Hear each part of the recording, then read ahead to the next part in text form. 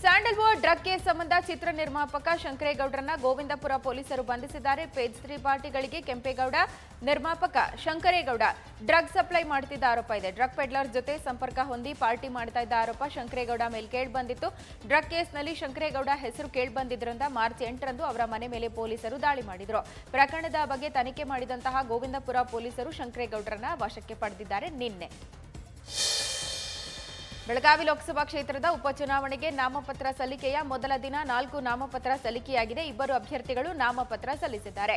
ಭಾರತೀಯ ಜನತಾ ಪಕ್ಷದ ಅಭ್ಯರ್ಥಿಯಾಗಿ ವೆಂಕಟೇಶ್ವರ ಮಹಾಸ್ವಾಮೀಜಿ 3 ನಾಮಪತ್ರ ಸಲ್ಲಿಸಿದ್ದಾರೆ. ಆಶ್ಚರ್ಯ ಅಂದರೆ ಸೂಚಕರಾಗಿ ರಮೇಶ್ ಜಾರಕಿಹೊಳಿ, ಪ್ರಭಾಕರ್ ಕೋರೆ ಹೆಸರನ್ನು ಉಲ್ಲೇಖ ಮಾಡಿದ್ದಾರೆ. ಈ ತನಕ ಬಿಜೆಪಿ ಅಭ್ಯರ್ಥಿ ಘೋಷಣೆ ಮಾಡದೇ ಇದ್ರೂ ಬಿಜೆಪಿ ವತಿಯಿಂದ ಸ್ವಾಮೀಜಿ ನಾಮಪತ್ರ ಸಲ್ಲಿಸಿರುವುದು ಕುತೂಹಲ ಮೂಡಿಸಿದೆ. ಪಕ್ಷೇತರ ಅಭ್ಯರ್ಥಿಯಾಗಿ ಶ್ರೀಕಾಂತ್ ಪಡಸಲಗಿ ನಾಮಪತ್ರ ಸಲ್ಲಿಸಿದ್ದಾರೆ. ಆರ್ಎಸ್ಎಸ್ ಅಖಿಲ ಭಾರತ ಸರಕಾರ್ಯವಾಹರಾಗಿ ನಿಯುಕ್ತಿ ಹೊಂದಿರುವ ದತ್ತಾತ್ರೇಯ ಹೊಸಬಾಳೆ ಅವರನ್ನ ಸಿಎಂ ಬಿಎಸ್ವೈ ಭೇಟಿಯಾದರು. ಆರ್ಎಸ್ಎಸ್ನ ಭಾರತ ಸರಕಾರ್ಯವಾಹರಾಗಿ ನಿಯುಕ್ತಿ ಹೊಂದಿದ್ದಕ್ಕೆ ಸಿಎಂ ಯಡಿಯೂರಪ್ಪ ದತ್ತಾತ್ರೇಯ ಹೊಸಬಾಳೆ ಅವರನ್ನ ಶಾಲು ಹೊದಿಸಿ ಅಭಿನಂದಿಸಿದರು. ಭೇಟಿ ಬಗ್ಗೆ ಟ್ವಿಟರ್ನಲ್ಲಿ ಮಾಹಿತಿ ಹಂಚಿಕೊಂಡಿರುವ ಸಿಎಂ ಬಿಎಸ್ವೈ, ಆತ್ಮೀಯ ಸ್ನೇಹಿತರಾಗಿರುವ ದತ್ತಾತ್ರೇಯ ಹೊಸಬಾಳೆ ಅವರನ್ನ ಅಭಿನಂದಿಸಲಾಗಿದೆ. ನೂತನ ಜವಾಬ್ದಾರಿಯನ್ನು ಕೂಡ ಅವರು ಅತ್ಯಂತ ಯಶಸ್ವಿಯಾಗಿ ನಿರ್ವಹಿಸಲಿ ಅಂತ ಹಾರೈಸಲಾಯಿತು ಅಂತ ಹೇಳಿ ಬರೆದುಕೊಂಡಿದ್ದಾರೆ. ಹಳೆ ದ್ವೇಷ ಮತ್ತು ಜಮೀನು ವಿವಾದದ ಹಿನ್ನೆಲೆ ಕೊಲೆಯಾದ ಚಿಕ್ಕಬಳ್ಳಾಪುರ ತಾಲೂಕು ಅವುಲ ನಾಗೇನಹಳ್ಳಿ ಗ್ರಾಮ ಪಂಚಾಯಿತಿ ಕಾರ್ಯದರ್ಶಿ ರಾಮಾಂಜಿನಪ್ಪ ನಿವಾಸಕ್ಕೆ ಆರೋಗ್ಯ ಸಚಿವ ಡಾಕ್ಟರ್ ಕೆ ಸುಧಾಕರ್ ಭೇಟಿ ಕೊಟ್ಟು ಅಂತಿಮ ದರ್ಶನ ಪಡೆದರು. ಮೃತನ ಕುಟುಂಬಸ್ಥರಿಗೆ ಸಾಂತ್ವನ ಹೇಳಿ ಮಕ್ಕಳ ಭವಿಷ್ಯದ ಜವಾಬ್ದಾರಿಯನ್ನ ತಾವು ಹೊರೋದಾಗಿ ಭರವಸೆ ಕೊಟ್ಟರು. ಪ್ರಕರಣದಲ್ಲಿ ರಾಮಾಂಜಿನಪ್ಪ ಕೊಲೆ ಮಾಡಿದ ಹಾಗೆ ಈ ಕೊಲೆಗೆ ಕುಮ್ಮಕ್ಕು ಕೊಟ್ಟವರನ್ನ ಬಂಧಿಸಿ ಕಾನೂನು ರೀತಿಯ ಕಠಿಣ ಶಿಕ್ಷೆ ಕೊಡಿಸ್ತೀವಿ ಅಂತ ಹೇಳಿದ್ರು. ಅವುಲ ನಾಗೇನಹಳ್ಳಿಯ ಗರಿಗ ವೆಂಕಟರೆಡ್ಡಿ ಮತ್ತು ರಾಮಾಂಜಿ ನಡುವೆ ಜಮೀನು ವಿವಾದ ಇತ್ತು. ಇತ್ತೀಚೆಗೆ ಗ್ರಾಮ ಪಂಚಾಯಿತಿ ಚುನಾವಣೆ ಕೂಡ ಇತ್ತು. ಸದ್ಯ ಈ ಜಗಳದಿಂದ ಮಾರಕಾಸ್ತ್ರಗಳನ್ನ ಬಳಸಿ ಅವರನ್ನ ಕೊಲೆ ಮಾಡಲಾಗಿದೆ.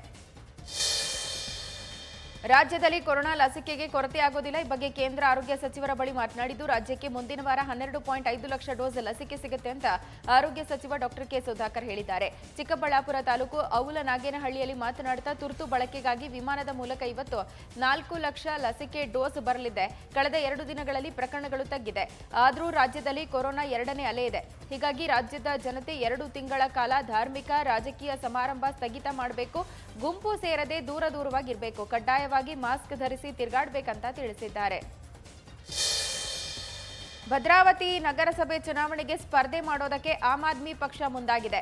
ಆಮ್ ಆದ್ಮಿ ಪಕ್ಷ ಕೇವಲ ಸ್ಪರ್ಧೆಗಾಗಿ ಕಣಕ್ಕಿಳಿಯಲ್ಲ, ಗೆಲುವಿಗಾಗಿ ಸ್ಪರ್ಧೆ ಮಾಡುತ್ತೆ ಅಂತ ಎಎಪಿ ರಾಜ್ಯ ಉಸ್ತುವಾರಿ ರೂಮಿ ಭಾಟಿ ಹೇಳಿದ್ದಾರೆ.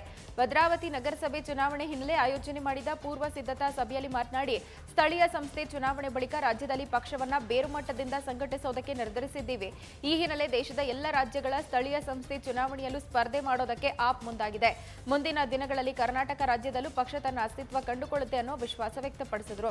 ದೆಹಲಿಯಲ್ಲಿ ಉತ್ತಮ ಆಡಳಿತ ನೀಡೋ ಮೂಲಕ ಅಂತಾರಾಷ್ಟ್ರೀಯ ಗಮನ ಸೆಳೆದಿರುವಂತಹ ಆಮ್ ಆದ್ಮಿ ಪಕ್ಷ ರಾಜ್ಯದಲ್ಲಿ ವಿಸ್ತರಿಸುವ ಉದ್ದೇಶದಿಂದ ಕಾರ್ಯಪ್ರವೃತ್ತರಾಗಿದ್ದೀವಿ. ಇದಕ್ಕೆ ಪೂರಕವಾಗಿ ಭದ್ರಾವತಿ ನಗರಸಭೆ ಚುನಾವಣೆಯಲ್ಲಿ ಎಲ್ಲ ವಾರ್ಡ್ಗಳಿಂದ ಪಕ್ಷದ ಅಭ್ಯರ್ಥಿಗಳನ್ನು ಕಣಕ್ಕಿಳಿಸಲಾಗುತ್ತೆ ಅಂತ ಹೇಳಿದ್ದಾರೆ. ಆಟೋ ಮತ್ತೆ ಕಾರ್ ಮಧ್ಯೆ ಮುಖಾಮುಖಿ ಡಿಕ್ಕಿ ಸಂಭವಿಸಿ 2 ಸ್ಥಳದಲ್ಲೇ ಸಾವನ್ನಪ್ಪಿದ ಘಟನೆ ರಾಯಚೂರು ಜಿಲ್ಲೆ ಸಿರವಾರ ತಾಲೂಕಿನ ಕಲ್ಲೂರು ಬಳಿ ಸಂಭವಿಸಿದೆ. ಘಟನೆಯಲ್ಲಿ 3 ಗಂಭೀರವಾಗಿ ಗಾಯಗೊಂಡಿದ್ದಾರೆ. ಮೃತಪಟ್ಟವರು 22 ವರ್ಷದ ಯುವಕ ದೇವಪ್ಪ ಎನ್ನಲಾಗಿದ್ದು, ಮತ್ತೊಬ್ಬರ ಗುರುತು ಪತ್ತೆಯಾಗಿಲ್ಲ.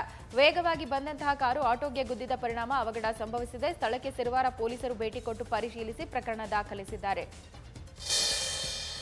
ಚಲಿಸುತ್ತಿದ್ದ ಲಾರಿಗೆ ಆಕಸ್ಮಿಕ ಬೆಂಕಿ ತಗುಲಿ ಸುಟ್ಟುಹೋಗಿರೋ ಘಟನೆ ಕೋಲಾರ ಜಿಲ್ಲೆ ಮಾಲೂರು ತಾಲೂಕಿನ ಆಲಂಬಾಡಿ ಬಳಿ ನಡೆದಿದೆ. ಲಾರಿ ಹಿಂಭಾಗದಲ್ಲಿ ಬೆಂಕಿ ತಗುಲಿದ್ದನ್ನ ಕಂಡ ಸ್ಥಳೀಯರು ಬೈಕ್ನಲ್ಲಿ ಹಿಂಬಾಲಿಸಿ ಚಾಲಕನಿಗೆ ಹೇಳಿದ್ದಾರೆ. ಕೂಡಲೇ ಚಾಲಕ ಸಮಯ ಪ್ರಜ್ಞೆಯಿಂದ ಯಾರೂ ಇಲ್ಲದ ಸ್ಥಳಕ್ಕೆ ಲಾರಿ ಕೊಂಡೊಯ್ದು ನಿಲ್ಲಿಸಿದ್ದಾನೆ. ಲಾರಿಯಲ್ಲಿ ಧಗ ಹೊತ್ತಿ ಉರಿತಾ ಇದ್ದಂತೆ ಚಾಲಕ ಲಾರಿಯಿಂದ ಕೆಳಗಿಳಿದಿದ್ದಾನೆ. ಬೆಂಕಿ ವ್ಯಾಪಕವಾಗಿ ಹರಡಿ ಲಾರಿಯಲ್ಲಿದ್ದ ಕರ್ಟನ್ಗಳು ಸಂಪೂರ್ಣ ಸುಟ್ಟುಹೋಗಿದೆ. ಲಾರಿಗೆ ಹೊತ್ತುಕೊಂಡಿದ್ದ ಬೆಂಕಿಯನ್ನ ಸ್ಥಳೀಯರ ಸಹಾಯದಿಂದ ನಂದಿಸಲಾಯಿತು. ಕಳವು ಮಾಡಿದ್ದಾನೆ ಅಂತ ಆರೋಪಿಸಿ ಬಾಲಕನನ್ನ ಸಂಬಂಧಿಕರೇ ಥಳಿಸಿ ಹತ್ಯೆ ಮಾಡಿದ ಆರೋಪ ಕೇಳಿಬಂದಿದೆ. ಹಾವೇರಿ ಜಿಲ್ಲೆಯ ಉಪ್ಪುಣಸಿ ಗ್ರಾಮದಲ್ಲಿ ಘಟನೆಯಾಗಿದೆ. ಪ್ರವೀಣ್ ಕರಿಶೆಟ್ಟಿ ಅನ್ನೋರ ಅಂಗಡಿಗೆ ಹೋಗಿದ್ದ ಬಾಲಕ ಈ ವೇಳೆ ಕಳ್ತನ ಮಾಡಿದ್ದಾನೆ ಅಂತ ಆರೋಪ ಮಾಡಿ ಹಲ್ಲೆ ಮಾಡಲಾಗಿದೆ. ಹಲ್ಲೆಯಿಂದ ಗಾಯಗೊಂಡು ಬಾಲಕ ಹರೀಶಯ್ಯ ಹಿರೇಮಠ ಮೃತಪಟ್ಟಿದ್ದಾನೆ ಅಂತ ಬಾಲಕನ ಕುಟುಂಬಸ್ಥರು ಆರೋಪಿಸಿ ಅಂಗಡಿ ಎದುರು ಶವ ಇಟ್ಟು ಧರಣಿ ಮಾಡಿದ್ರು. ಬಾಲಕನ ಮೇಲೆ ಹಲ್ಲೆ ಮಾಡಿದ್ದಾರೆ ಅಂತ ಪ್ರವೀಣ್ ಕರಿಶೆಟ್ಟರ್, ಬಸವಣ್ಣವ್ವ ಕರಿಶೆಟ್ಟರ್, ಶಿವರುದ್ರಪ್ಪ, ಕುಮಾರ್ ಹಾವೇರಿ ಅನ್ನೋರ ವಿರುದ್ಧ ಆಡೂರು ಪೊಲೀಸ್ ಠಾಣೆಯಲ್ಲಿ ದೂರು ದಾಖಲಾಗಿದೆ. ಆರೋಪಿಗಳು ಸದ್ಯ ನಾಪತ್ತೆಯಾಗಿದ್ದಾರೆ.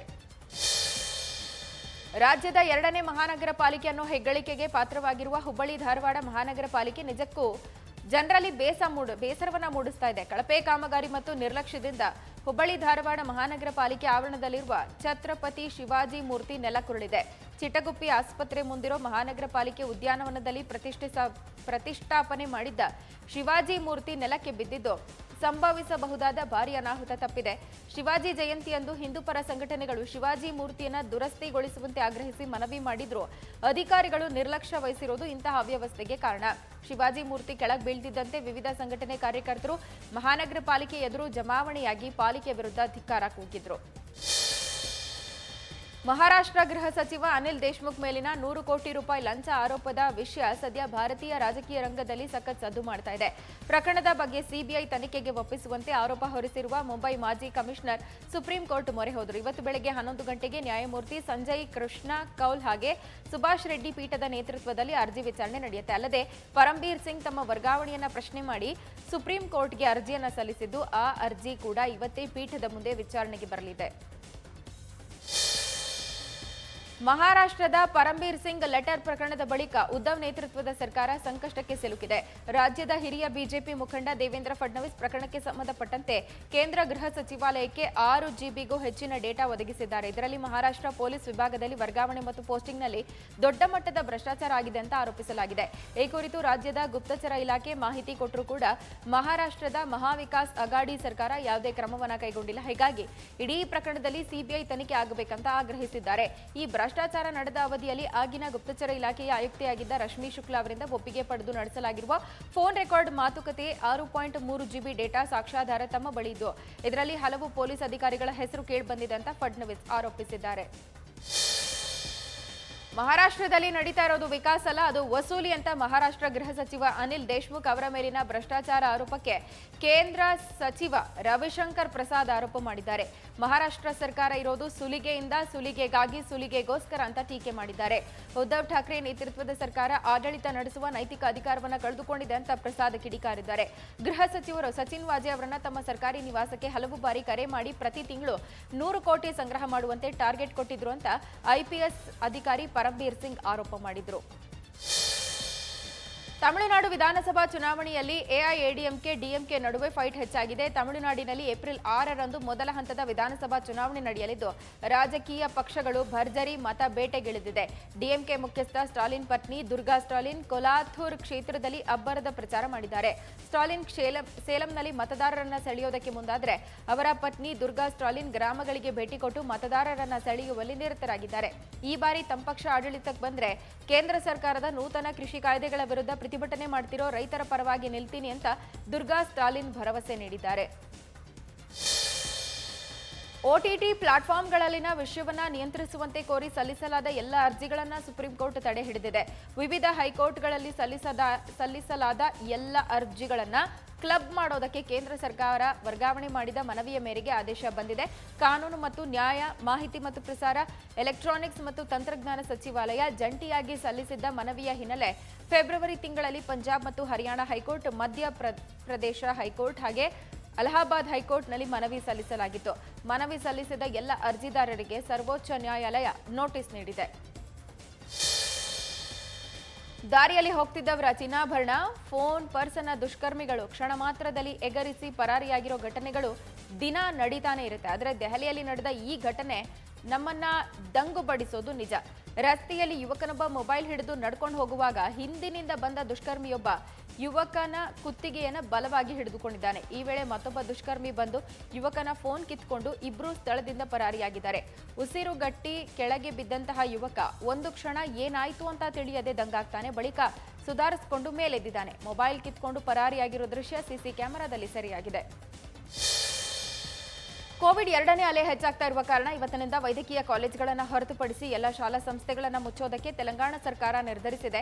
ಈ ನಿಯಮ ಎಲ್ಲ ಹಾಸ್ಟೆಲ್ಗಳು, ಗುರುಕುಲ ಶಾಲೆ ಹಾಗೆ ಸರ್ಕಾರಿ ಖಾಸಗಿ ಶಿಕ್ಷಣ ಸಂಸ್ಥೆಗಳಿಗೆ ಅನ್ವಯಿಸುತ್ತೆ.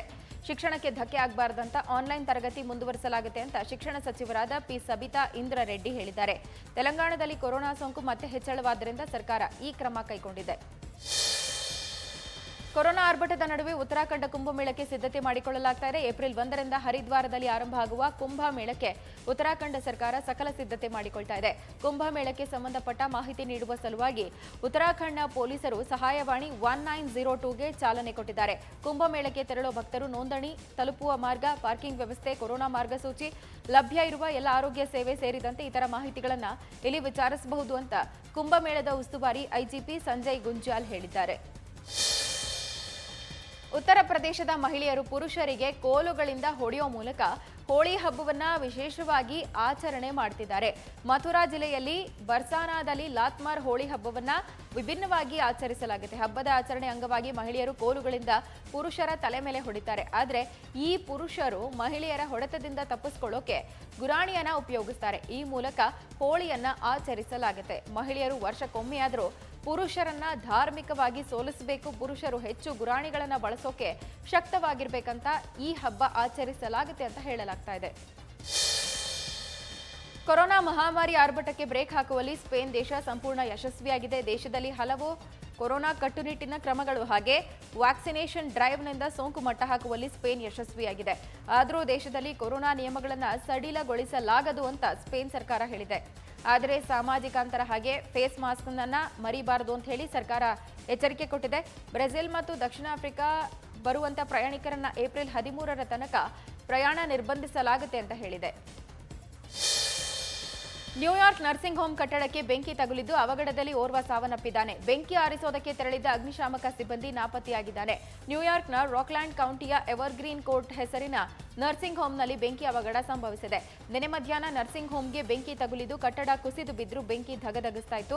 ನರ್ಸಿಂಗ್ ಹೋಮ್ನಲ್ಲಿ ಸುಮಾರು 133 ನಿವಾಸಿಗಳಿದ್ರು. ಇದರಲ್ಲಿ ಓರ್ವ ಸಜೀವ ದಹನವಾಗಿದ್ದಾನೆ. ಉಳಿದವರನ್ನ ರಕ್ಷಿಸಲಾಗಿದೆ. ಬೆಂಕಿ ನಂದಿಸೋದಕ್ಕೆ ಹೋರಾಡಿದ ಇಬ್ಬರು ಅಗ್ನಿಶಾಮಕ ದಳದ ಸಿಬ್ಬಂದಿ ಹೊಗೆ ಉಸಿರಾಡುವಿಕೆಯಿಂದ ಬಳಲಿದ್ರೆ ಮತ್ತೊಬ್ಬನಿಗೆ ಹೃದಯಾಘಾತ ಸಂಭವಿಸಿದೆ. ಮೂವರನ್ನ ಸ್ಥಳೀಯ ಆಸ್ಪತ್ರೆಗೆ ದಾಖಲು ಮಾಡಲಾಗಿದೆ. ಏಕದಿನ ಸರಣಿಯ ಮೊದಲ ಪಂದ್ಯದಲ್ಲಿ ಭಾರತ ತಂಡ ಜಯಬೇರಿ ಬಾರಿಸಿದೆ. ಟಾಸ್ ಸೋತು ಮೊದಲು ಕಣಕ್ಕಿಳಿದ ಭಾರತ 5 ವಿಕೆಟ್ ನಷ್ಟಕ್ಕೆ 318 ರನ್ ಗಳಿಸಿ ಇಂಗ್ಲೆಂಡ್ಗೆ ಬೃಹತ್ ಟಾರ್ಗೆಟ್ ಕೊಡಿತು. ಸವಾಲಿನ ಮೊತ್ತ ಬೆನ್ನಟ್ಟಿದ ಇಂಗ್ಲೆಂಡ್ ತಂಡ 42.1 ಓವರ್ನಲ್ಲಿ ಆಲ್ಔಟ್ ಆಗೋ ಮೂಲಕ ಭಾರತಕ್ಕೆ ಪಂದ್ಯವನ್ನ ಒಪ್ಪಿಸಿದೆ. ಈ ಮೂಲಕ 66 ರನ್ ಅಂತರದಲ್ಲಿ ಭಾರತ ಗೆಲುವು ಸಾಧಿಸಿದೆ. ಬ್ಯಾಟಿಂಗ್ ಮತ್ತು ಬೌಲಿಂಗ್ ಎರಡೂ ವಿಭಾಗದಲ್ಲಿ ಪ್ರಾಬಲ್ಯ ಸಾಧಿಸಿದ ಭಾರತ ತಂಡ ಪ್ರವಾಸಿ ಇಂಗ್ಲೆಂಡ್ ವಿರುದ್ಧದ 3 ಪಂದ್ಯಗಳ ಏಕದಿನ ಸರಣಿಯಲ್ಲಿ ಶುಭಾರಂಭ ಕಂಡಿದೆ. ತವರು ನೆಲದಲ್ಲಿ ಟೆಸ್ಟ್ ಟಿ20 ಸರಣಿಯಲ್ಲಿ ಆರಂಭಿಕ ಹಿನ್ನಡೆಯಿಂದ ಮೇಲೆದ್ದ ವಿರಾಟ್ ಕೊಹ್ಲಿ ಪಡೆ ಏಕದಿನ ಸರಣಿಯಲ್ಲಿ 1-0 ಮುನ್ನಡೆ ಸಾಧಿಸಿದೆ. ಪಂದ್ಯದಲ್ಲಿ ಟೀಂ ಇಂಡಿಯಾ ಪರ 4 ಆಟಗಾರರು ಅರ್ಧ ಶತಕ ಗಳಿಸಿದ್ದು ವಿಶೇಷ. ಶಿಖರ್ ಧವನ್ 98, ಕೆಎಲ್ ರಾಹುಲ್ 62, ವಿರಾಟ್ ಕೊಹ್ಲಿ 56, ಕೃಣಾಲ್ ಪಾಂಡ್ಯ 58 ರನ್ ಗಳಿಸಿ ತಂಡದ ಗೆಲುವಿನಲ್ಲಿ ಪ್ರಮುಖ ಪಾತ್ರ ವಹಿಸಿದ್ರು. ಬೌಲಿಂಗ್ನಲ್ಲಿ ಪ್ರಸಿದ್ಧ ಕೃಷ್ಣ 4, ಶಾರ್ದೂಲ್ ಠಾಕೂರ್ 3, ಭುವನೇಶ್ವರ್ 2 ವಿಕೆಟ್ ಪಡೆದು ಮಿಂಚಿದ್ರು. ಅತ್ಯಧಿಕ ರನ್ ಗಳಿಸಿದ್ದ ಶಿಖರ್ ಧವನ್ ಪಂದ್ಯ ಶ್ರೇಷ್ಠ ಪ್ರಶಸ್ತಿಗೆ ಭಾಜನರಾದರು.